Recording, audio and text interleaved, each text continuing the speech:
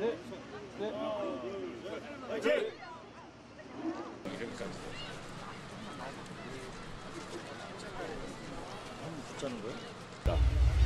과거 박정희, 이명박, 박근혜 정부도 친일 정권이라는 비판을 받았지만 이 정도로 노골적이진 않았습니다. 굴종도 이런 굴종이 없습니다. 친일 정권을 넘어 종일, 숭일 정권입니다. 윤석열 정부의 든든한 지원에 일본 정부는 자신감을 얻었나 봅니다. 선을 넘고 있습니다. 네이버로부터 라인 야후 경영권을 뺏으려 합니다. 일본 기업에 넘기라고 압박합니다. 라인이 어떤 기업입니까?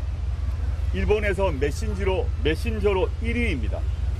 대만과 태국, 인도네시아 등 동남아 시장에서도 국민 메신저가 되었습니다. 그 시장과 기술력, 데이터를 몽땅 빼앗기게 생겼습니다. 그런데도 윤석열 정권은 속수무책입니다.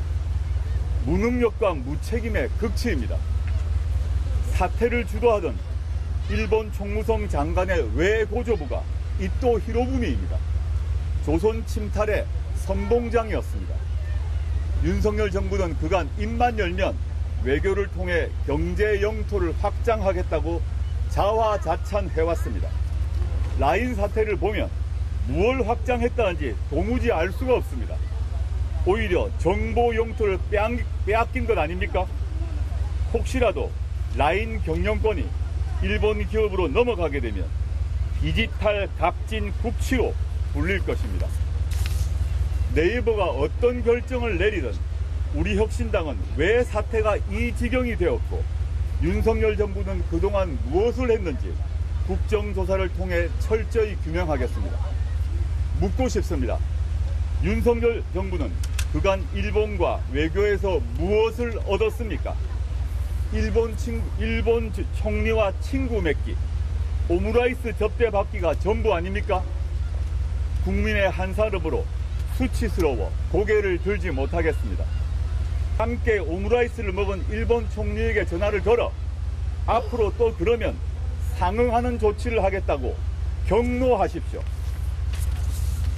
우리 국민의 자존감, 우리 영토와 주권을 지킬 의지와 능력이 없으면 스스로 결단하십시오. 더불어민주당은 일본 정부의 행태가 명백한 국익 침해라며 즉각 국회 상임위를 가동해 정부 대책을 점검하자고 주장했습니다. 민주당은 라인 사태가 걷잡을 수 없이 커지고 있는데 강 건너 불구경하고 있냐며 비판 수위를 높였습니다. 강도가 코베어 가는데 두 눈 멀쩡히 뜨고 보고만 있겠다는 게 국민을 대표하는 국회가 취할 적절한 태도입니까? 정부가 주한 일본 대사 초치 같은 강력한 조치를 왜 하지 않냐고도 질책했습니다. 조국혁신당은 조국 대표가 오늘 독도를 직접 방문해 정부의 대일 외교 기조를 비판하는 성명을 발표할 예정입니다. 일본 정부의 대변인 노릇을 하는 것이 디지털 경제 패권 국가로 도약하는 길입니까? 이에 대해 여당은 국익과 우리 기업의 이익에 반하는 행동이 없도록 당이 적극 지원하고 대화해 나가겠다는 입장을 밝혔습니다.